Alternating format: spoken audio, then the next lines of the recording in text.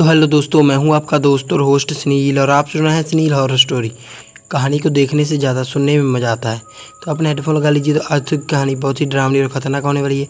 दोस्तों, कहानी को शुरू करने से पहले आप चैनल को सब्सक्राइब करें और अगर आपको कहानी अच्छी लगी तो आप लाइक कर देना। तो बिना देरी के कहानी को शुरू करते हैं। दोस्तों, मेरा नाम भास्कर है और मैं असम के इन्होनी शिव का रहने वाला हूँ। मैं जो घटना आज आपको बताने वाला हूँ वो आज से 8 साल पहले की घटना है। तब मैं नॉलेज विले में रेंट पर रहा करता था। मैं उस रात अपनी माँ से मिलने जा रहा था। असल में मैं काम से जल्दी निकलकर शाम को वहाँ पर जल्द ही वापस आना चाहता था, मगर ऑफिस से ही मुझे मेरे घर जाने पर ही बहुत देर हो गई थी और फिर घर जाकर कुछ ज़रूरी सामान लेकर निकलने में मुझे रात के तकरीबन 11 बज गए थे। अब मेरी माँ की तबीयत भी थोड़ी ख़राब चल रही थी, इसलिए जाना ज़रूरी था। वैसे भी मुझे मेरे काम से दूसरी चीज़ों पर ध्यान देने के लिए वक्त ही नहीं मिल पा रहा था और देर होने की वजह से मैंने सोचा चलो रात जाकर वहाँ पर ही रुक जाऊँगा और सुबह जल्दी निकलकर वापस अपने घर आ जाऊँगा। नोवली से तामलपुर का रास्ता करीब 40 मील या 45 मिनट का है। तो मैं उस रात अपनी बाइक लेकर निकल पड़ा।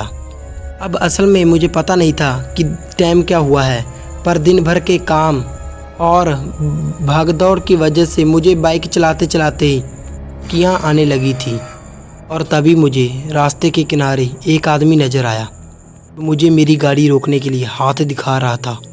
रास्ता सुनसान था, कहीं कोई नज़र नहीं आ रहा था, बस वो अकेला आदमी नज़र आ रहा था। मैंने जैसे ही बाइक को उसके सामने रोकना चाहा, बाइक रुकने से पहले ही वह आदमी अचानक पीछे की झाड़ियों में भाग गया। अब अंधेरा भी था और मैं उसके अब इतने पास भी नहीं पहुंचा था कि उसे ठीक से देख सकूं। मुझे वो आदमी अजीब लगा। अब छोटा सा सफ़र होने की वजह से मैंने साथ में पानी बिल्कुल नहीं लिया था और मुझे नींद भी बहुत आ रही थी। मैंने सोचा कि कोई चोर उचक्के भी हो सकते हैं, तो मैं वैसे ही अपनी आंखों को मसल कर फिर से बाइक चलाने लगा। बाइक चलाते ही ज़्यादा वक्त भी नहीं हुआ था, बस कुछ 200 या 250 मीटर की दूरी तय की होगी।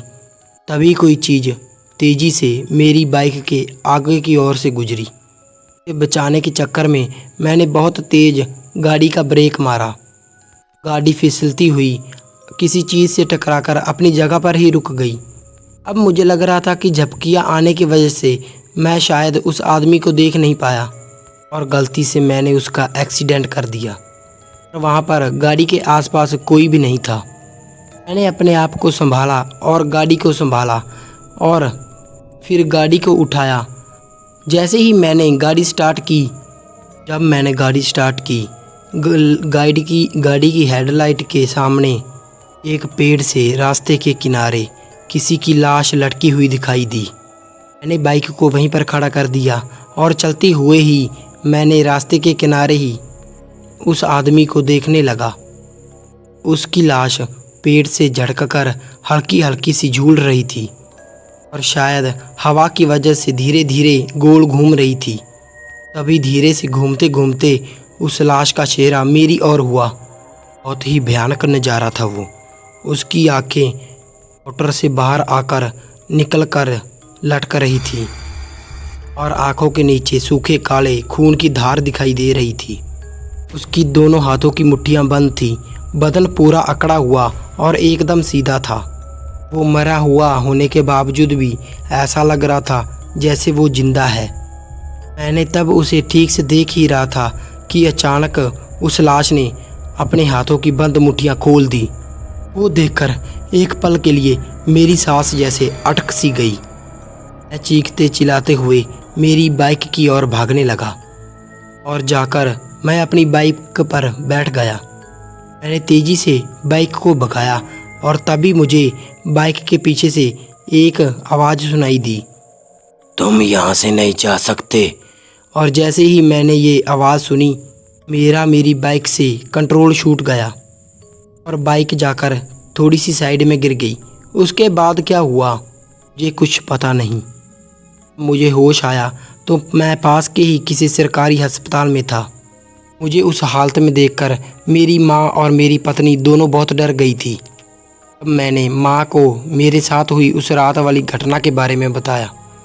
मुझे 1 हफ्ते तक बहुत तेज़ बुखार था, पर उसके बाद माँ ने किसी पीर बाबा के साथ दिया हुआ धागा मेरी लाई पर बांध दिया और फिर अगले 2 दिन में मेरा बुखार उतर गया।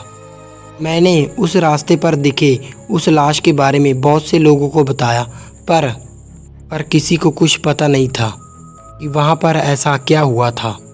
ना ही मैं ये जान पाया कि वो सब मुझे ही क्यों दिखाई दिया। क्या ये वो सच था या फिर कोई छलावा था, मुझे आज तक कुछ पता नहीं चला। पर उस दिन के बाद मैंने बीच रात कभी उस रास्ते से सफ़र नहीं किया है।